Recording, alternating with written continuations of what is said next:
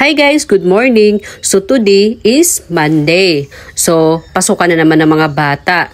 After ng mga ilang araw na wala silang pasok dahil sa bagyong Inting, kaya ito, kahit wala ng bagyo, may pag-ulan-ulan pa rin. At naihatid ko na nga ang aking mga kido sa kanilang mga room, kaya ito, pauwi muna ako ng bahay. At habang patawid nga ako dito sa pedestrian line guys, ay nakita ko si kuya, ang astig ng kanyang sabitan ng payong, magaya nga minsan.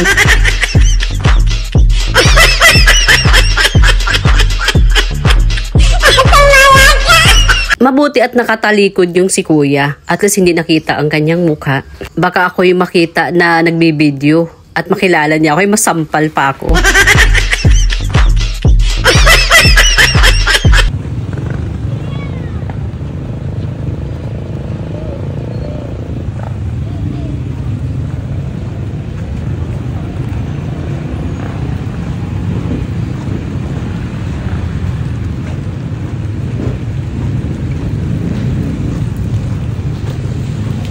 At kapag ganitong umuulan guys at malamig ang panahon, ay ang hirap umaura, hindi makaaura ang mami kasi nga umuulan, masasayang lang yung mga aura-aura mo dyan.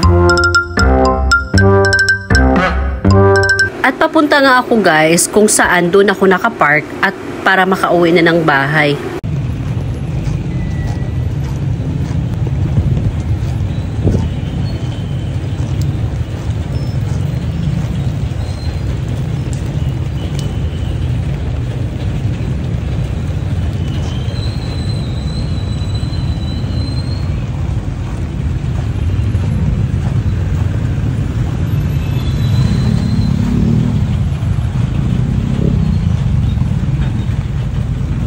At ito na guys, pauwi na ako ng bahay.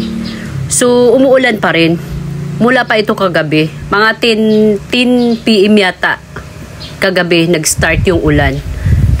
Kung di ako nagkamali ha, kasi bago kami natulog, chichik ko muna kung umuulan. So, 10 PM na po yun. So, hanggang umaga, umuulan pa rin siya. Kahit hindi naman siya gaano kalakas, pero mahirap pa rin yung laging nauulan, di ba? At ito na nga, sobrang traffic. Sobrang traffic sa kabilang line. Mabuti na lang dito sa line ko ay hindi gaanong traffic. So, kawawa yung mga papasok pa lang sa trabaho. Kaya ayan, na-stuck sila sa traffic. Kapag ganito talagang umuulan guys, ay talagang expect mo na traffic. Akala ko sa Maynila lang yung may bumper to bumper. At dito sa lugar na to talaga guys, kasi may mga school.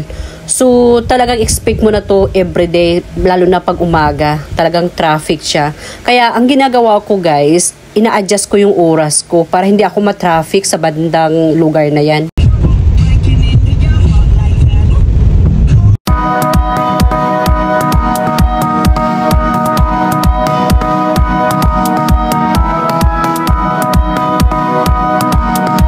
Ayun na nga, mabuti at nakaligtas na ako sa traffic.